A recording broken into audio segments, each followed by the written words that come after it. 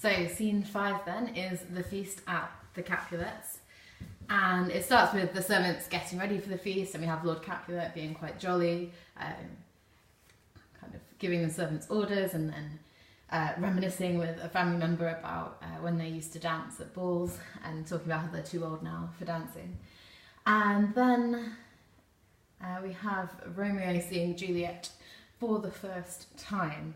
And so he says, she doth teach the torches to burn bright. And that's a type of imagery that we see throughout the play, this imagery of light and dark, and the idea that love brings warmth and joy and hope. And then you've got the contrast with the idea of darkness and fate and death, and all these forces trying to keep them apart.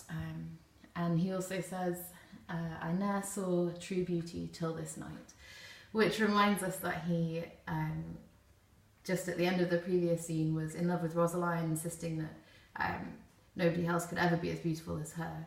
And then suddenly he's fallen in love with Juliet at first sight, and says that there is no one like her, which again reminds us that this happens very quickly, that he's quite impulsive, and arguably that this is now true love. Although of course there is an argument that it maybe shows that it isn't true love. So Romeo sees Juliet, she doesn't see him as yet, and as soon as Romeo says this, I never saw true beauty till this night, Tybalt sees Romeo, recognises him, and immediately sees him as a Montague, and he says, fetch me my rapier. So he wants to fight and kill Romeo immediately. So the fact that he sees Juliet, and then immediately we get Tybalt saying, fetch me my rapier, wanting to kill him, just shows us again how much danger there is for Romeo and Juliet in this relationship, and again emphasises that it's doomed, that it's going to lead to their deaths. Tybalt says to Lord Capulet, I'll not endure him. And Lord Capulet, because it's a feast in his house, so he's the host, and doesn't want to fight amongst his guests. And also he says that Romeo has a good reputation, he's well known as a good young man.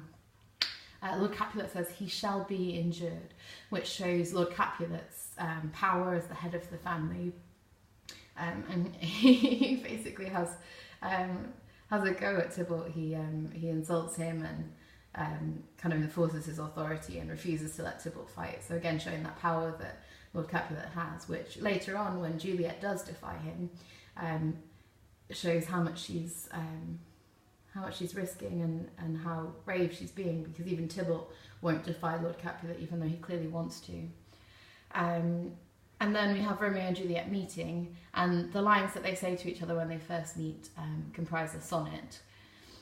And one of the things that Romeo says, so he calls Juliet this holy shrine, so there's all this imagery of religious language. And there's this idea throughout Romeo and Juliet that their love becomes a kind of idolatry to them, that it kind of takes the place of religion, which shows how important their love is to them, the idea that it's transformative and holy to them. But Romeo calls Juliet this holy shrine, kind of implying that he's like a pilgrim that is kind of working really hard, has come a long way to be able to see and to touch Juliet, showing that she's kind of the culmination of everything that he's been through, and again implying that their love is holy in some way. And then they meet, they kiss, they dance together. At that point, neither of them knows that the other is from the other family. And so Romeo says, is she a Capulet, after he talks to the nurse and finds out that she is.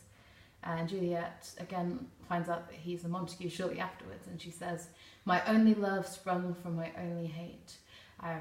So that kind of repetition there of only love and only hate, I think again implying how petty the feud is, and also this idea that there's almost kind of a thin line between love and hatred, because both of those passions are very extreme.